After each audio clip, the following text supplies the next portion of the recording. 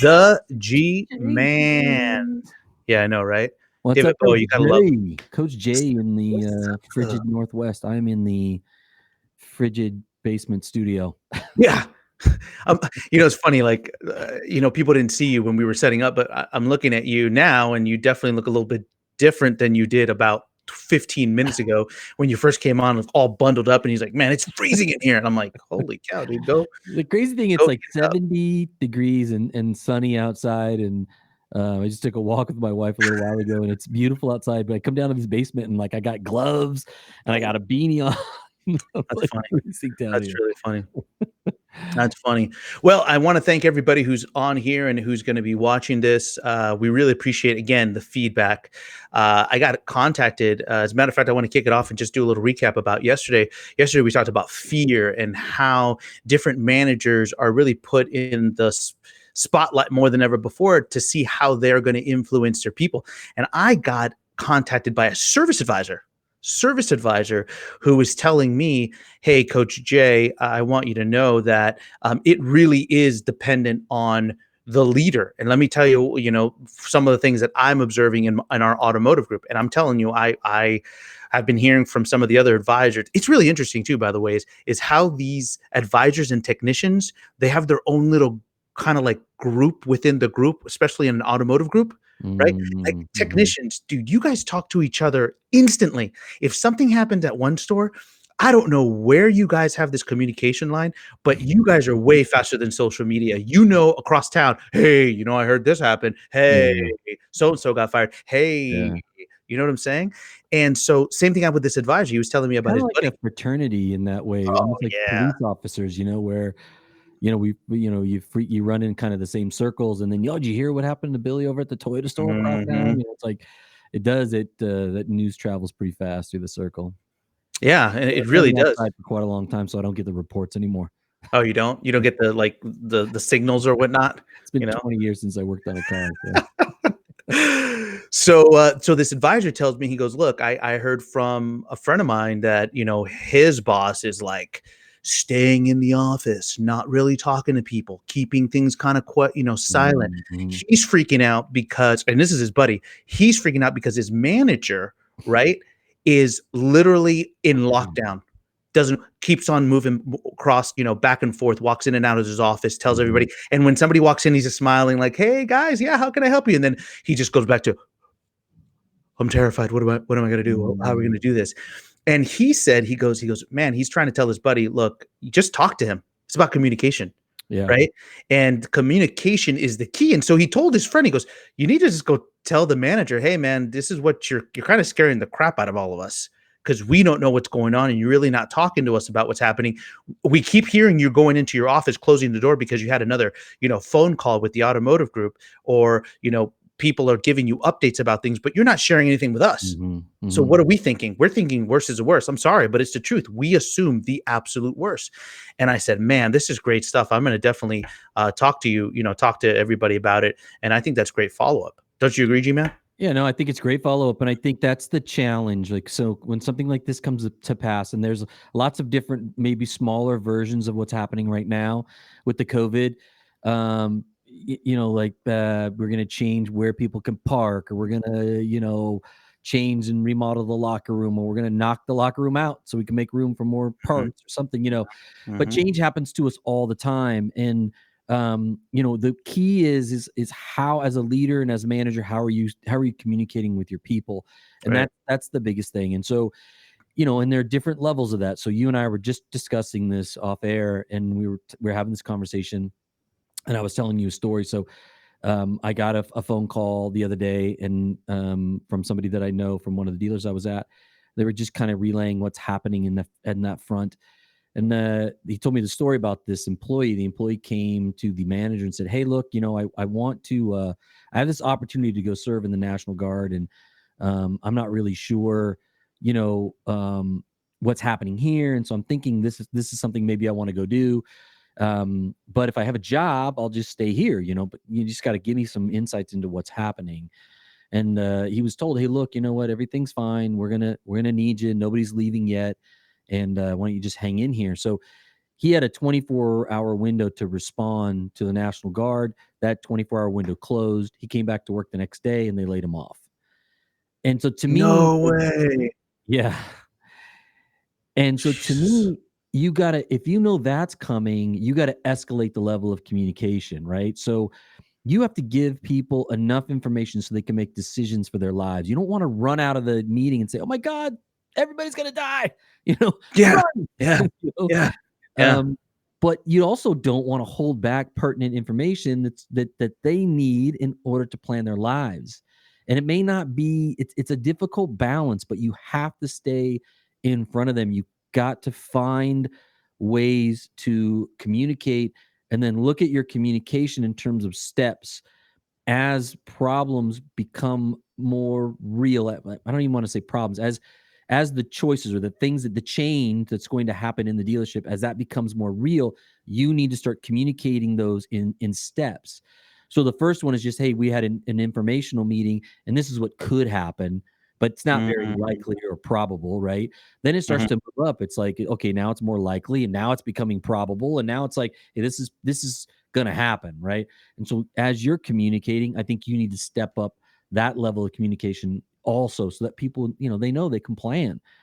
I mean, it's bad news and it's hard to tell everybody, but that's your job. I totally agree, and that's a perfect segue into what our topic is today, and today's topic is change, you Yeah. know? In this environment that we are really tackling the changes around us, we have choices. Yesterday, we talked about fear. How do you overcome fear? You have a Yep. choice of doing one or the other. Here, it's about how do you tackle the people that are really affected by these changes? I spoke to a manager this morning, and I said, "Hey, he said, I sometimes I'm talking to my people, right? He says, I'm talking to my people, and some of them take it the wrong way. Others, I don't know. Like I'm just a go getter. I'm just going to give you the information and let's go forward and let's make things happen." And I had to tell him, I said, "Look, man, part of these changes are hard on different people, right? Yeah. Like, gee, man, you and I, man, we're going to be like, hey, the building's on fire. Let's run. Let's get it out of Mhm. here. Let's take care of it. Let's do whatever it is, right? We can instantly jump into something, right? We can do Facebook Live and not even worry about it, right? Right. There's people with other personalities that, hey, man, you got to give me a heads up, you know? Yeah, and I think that's hard for the baseline employees too, because they're not as accustomed to it. I mean, I know, God, I've changed. I've been through so much change, like it doesn't even phase me anymore. And so for me, it's like, oh well, COVID's here. Okay, well now what are we gonna do? We'll have Mhm. to figure it out. But some of your baseline employees, in there's some, especially some of the younger people that haven't been through a lot of different things. It's going to be a lot more difficult for them, and then not just this change is easy for us to kind of point at because it's big, it's happening right now, it's affecting, it's worldwide. I mean, it's huge, right? But there are smaller changes that happen every day that we also need to be aware of, and be able to get our people to palate, right? Mhm.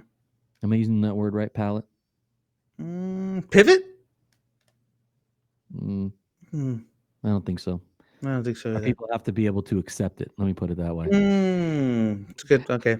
Yeah, I didn't know where you're going with that one, but I was trying to play along, you know? I was thinking more Uh, palate like taste, but yeah, palate's more of the taste. You're right. You're right. You're right. That's funny. So, so Ron Connor. What's up, Ron Connor? Good to see you, buddy. Glad you're here. I don't Uh, want to dominate. You wanted me to keep. I was going to keep going, but you can. You got a no, point to make. Go ahead. good. No, no, no. Keep going. Um, I love it. but one of the things I was going to talk about was one of my favorite books of all time, which is the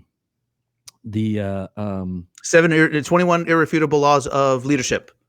no. No. Okay. Sorry. Sorry. I can't No. read your mind. I'm working on it, man. I'm really Thank working on you. the right Now you're mind. trying to help me get there. The Who Moved My Cheese is I don't know why in my head I was thinking mice, and because that's what the book's about. But Oh, the man. book's called Who Moved My Cheese. My favorite book of all time. Very very small book. Obviously Easy read. it's like a kid story. Super easy to read. I was telling Jair yesterday. I used to read that to my kids at night because it was so impactful for me. I wanted to raise them understanding and having that I don't know what that view of change, that it's not all bad, you know, that the cheese may have moved, but there is still cheese, and you got to go out and find it. And so if you haven't read that book, go out and get it. It's inexpensive, and like I said, you can read it in about half an hour or less. There's a version of it that has a discussion by some college students and their professor in the back. So there's some chapters that go through them discussing what it all means, and that's very insightful. I've read that one. That version of it's really, really good. But the point is that sometimes, like, and somebody said this. There was a quote a long time ago that said, "Change. If you don't change, change will happen to you." And Oh that's yeah. what's happening right now, right? Change has happened to us. So regardless of whether you like change, don't like change, at this point right now, it's here, and you don't really have a choice in the matter. And so you got to kind of armor yourself, and you want to armor your people. And I think one thing about that book that is really insightful is, you know, as these two mice are in this room, and this cheese is kind of starting to dwindle down, they're recognizing, you know, hey, look, it's starting to go. It's starting. Should we go over here? Should we, you know, what should we do? And they're having this conversation, and they're like, no, it'll be fine. The cheese will come back. The cheese will come back. The cheese will come back. And then the cheese goes away, and it never does. And they have to go off and Right. find the new version of that, right? And that's kind of our people. So our people get locked into this thing where they're expecting everything to be the same all the time. And then the minute you move it over, they're like, wait, we want the old ways back, even if the old ways are worse. Mm-hmm. And that to me is the key. Is that's the crazy thing about change, is that even if the new is going to be better than the old, they will hold on tightly to the old thing. It's because we find comfort in that. That's what we want. Like, we are, you know, we have this aversion to change. And so you got to get people's head and kind of their mind wrapped around in it. But the only way you can do that is understand what their perspective is, and then try to kind of coach them through it, right? I mean, you're the best at that, right? When you say, like, what do you feel about that? About trying to figure out, like, where their mindset is and getting their mindset to come. Yeah, Right? and that's exactly what I was saying. I mean, the thing I think of what of a leader is, if you're really a good leader, change is inevitable.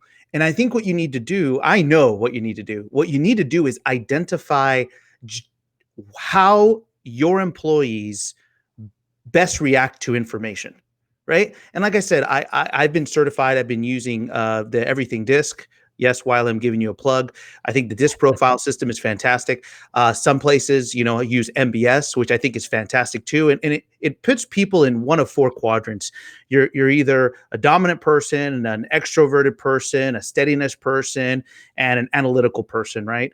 And if you really identify your people and you can put them in those quadrants, it gives you enough insights to know that you can do extraordinary things in your communication message in order for them to see and believe your impact. Okay. For example, like I told you, if I'm dealing with a person who's steadiness people do not like change. They want to be well informed about anything that's going to happen in the near future. Now, I'm not telling you, you got to tell them 30 days out. Okay.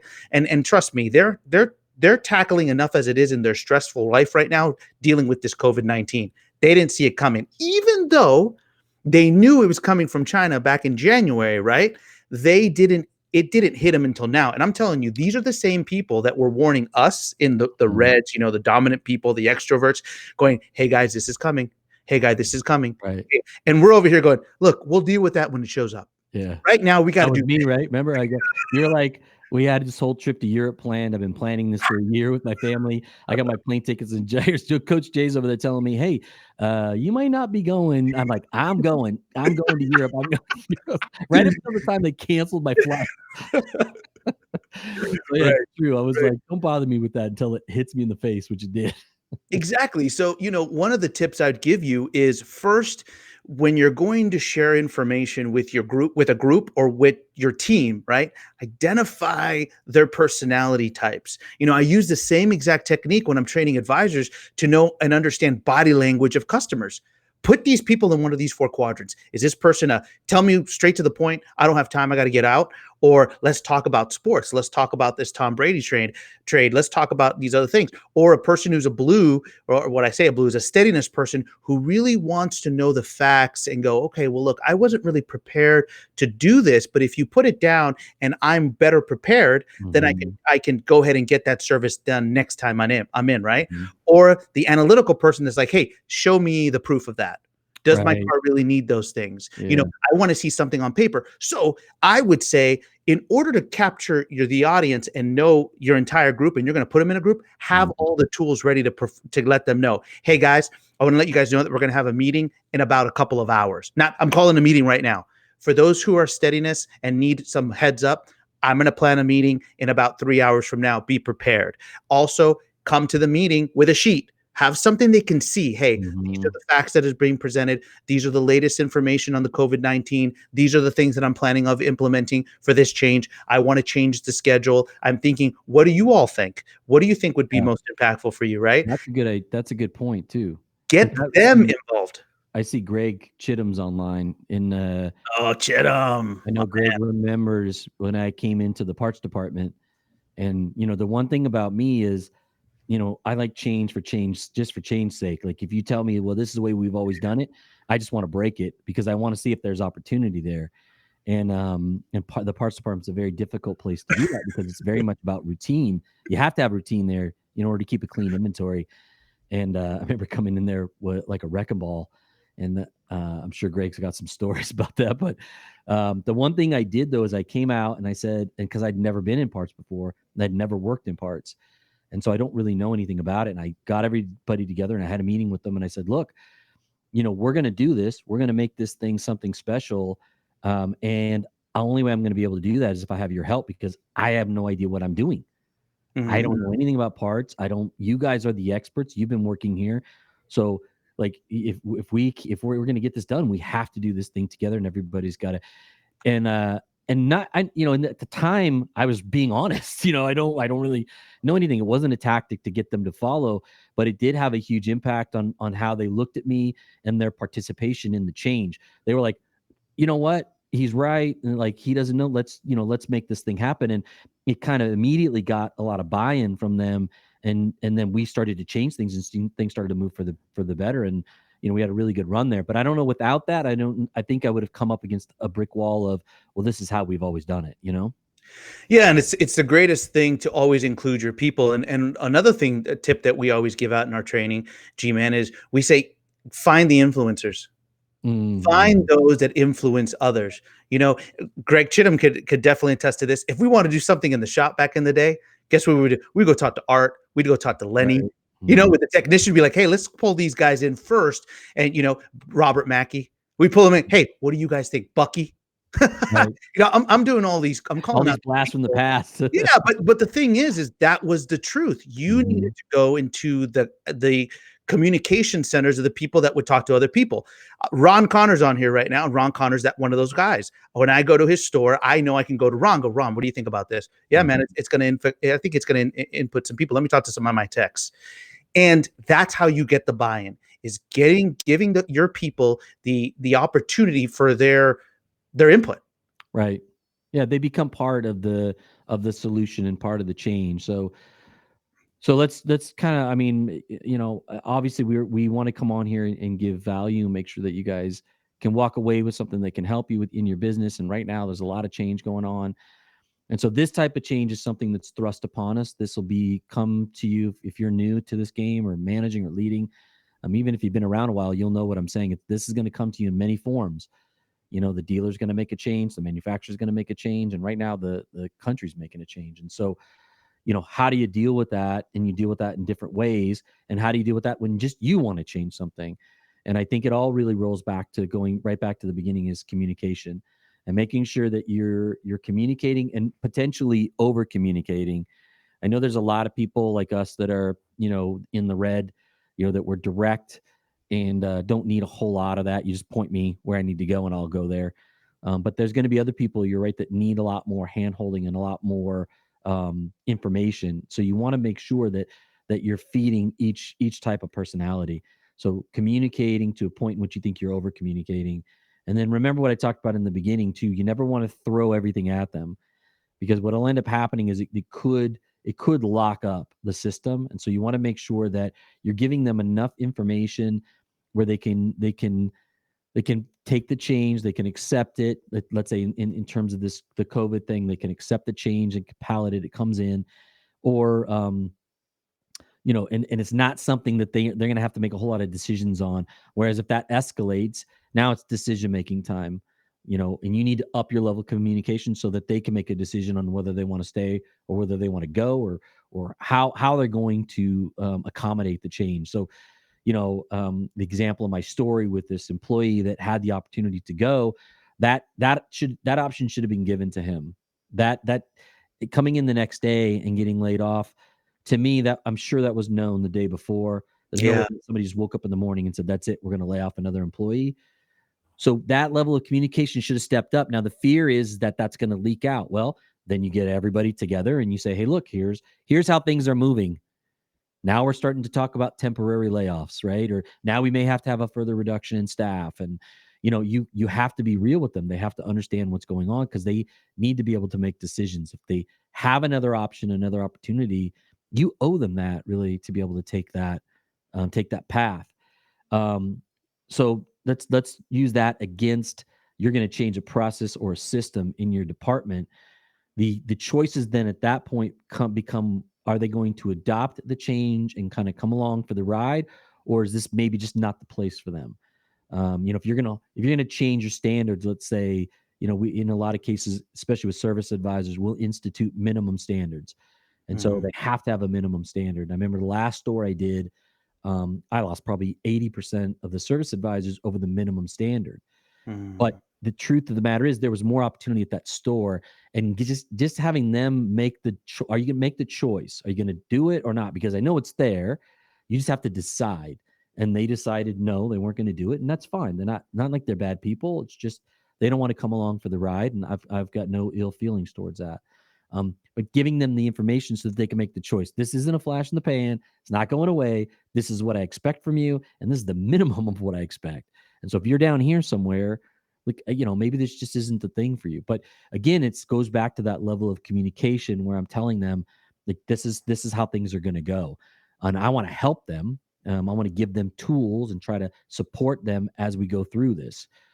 So there's another factor that comes in terms of fear, like it's the unknown. So giving them your support, letting them know that you're here to help, to train, to teach, to coach, to help them get through this process will also help that change to kind of stick and get more people to come along with you for the ride. I think right now too, more than ever before, I was talking to a couple of individuals, some online. I'm part of some Facebook pages and also some managers. And one of the biggest concerns that some of these employees have is a lot of stores throughout the country. What they're doing is they're doing a split shift. You're on 3, off 3. Yeah. And one of the things that they're struggling out there with, they say, is one of the 3 days I have a manager, and the other 3 days I don't have a particular manager that wants to help me, right? Or there's not a manager, right? So the one manager's at home, so the manager's always on there. I'm not telling you that all managers need to be working every single day. What I'm telling you is this is the time more than ever before to align yourself with your partner. And I'm telling you, when you're a service manager, your parts manager is your partner, right? Yeah, of course. And if you have a body shop, integrate your body shop manager into that when you guys are going to have shifts. Because I'm telling you what, I have one particular store in the West Coast right now is they have the parts manager with the assistant service manager, or a lead service advisor, right? Lane manager. And then a parts assistant or a lead, the main guy in the back parts counter, right? Somebody who can make decisions with the service manager, and they're working hand in hand to make decisions, and it gives everybody a peace of mind. Yeah. I mean, To get those like things done. MOD, like a manager on duty, right? Right. Yeah. Right. Share Right. that load across the departments for sure. Yep. 100%. Yep. So, G-Man, I think this has been fantastic. Thank you so much. Oh, speaking of changes, because of your feedback, remember, this is a community. We're going to be here for everybody here. Because of this, even though we like the name of our Live at 5, we're changing it back. We're going to go back to 11 a.m. Eastern Standard Time. and doing 8 a.m. Pacific time. And we're going to be doing our JDI tip of the day and talking to you guys on a daily, on the daily, right? Right, G-Man? Yeah. And it's because we appreciate your feedback. You said, hey, you know, right before lunchtime and it's kind of early on the West Coast, and we can definitely, we would probably be more engaged and more participatory if we can have this happen at this particular time. 5 o'clock seems to be closer to the end of the day, and we're kind of mushed by that time. And I'm like, great, we'll do it. We're here for you. Are you good with that time, G-Man? Yeah, man. You know me. I'm here. 5 a.m. Who cares? I know, like we're doing. Again, everybody and anybody, send us your messages. Send us direct messages. This is our Facebook page. If you have any questions, if there's anything we can share with you, if there's any topics we can talk about, I want to do that. I got my buddy Romano on here. Thank you so much for being a part of this. He sent me a picture today, and I was trying to find a way to put it on here. About his service drive. He is almost back to full capacity of getting appointments in there. Guys, things usually happen on the West Coast first. I want you to know through our experience, right, G-Man? And I'm telling you, he's having a wave of people still coming in and bringing in their cars. And one of the magic things that he's done at his store is he goes, hey, I'm capturing my audience by calling people for special order parts, by calling people for recalls. I'm letting them know they're dropping off their cars at night drop. They're feeling comfortable bringing it in. He's making sure that everything is sanitary as possible. So kudos to Mr. Romano and his team, an exceptional person, an exceptional leader. And I appreciate you for coming on here. So we'll see everybody. Leaders go down with the ship. They do. I mean, I always tell everybody that, you know, hey, look, you know, the business is going to ask something of you, and you have to be prepared to deliver. And this is that time, right?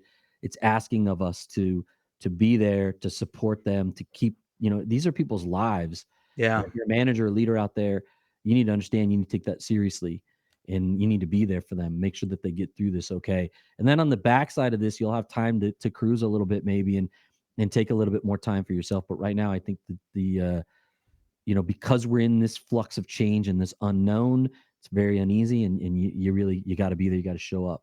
You got to show up. That's right. That's right. All right, G-Man, great to see for us because we're sheltered in place, right? I know. I mean, and I'm in the basement freezing my toes off. And I'm in Boston, man. It's 35 degrees outside. Oh man. Well, great to see you. Great to see everybody on here. Please reach out to us. We'll be back again tomorrow, 11 a.m. with a brand new topic. We'll give you guys some insights on that. Plus, we got our director of, what do you call, how would you call that? I don't want to tell everybody who's working for us now too, doing all our video and audio stuff, but we should be dropping our podcast next week. We just got to fine tune some things, but we're ready to rock and roll with that. Can't wait to share that with you guys. Okay. Yeah. Super excited. Yep. Super excited. All right. Have a wonderful Thursday. We'll see you tomorrow. Okay. Thanks everybody. Bye-bye. Adios.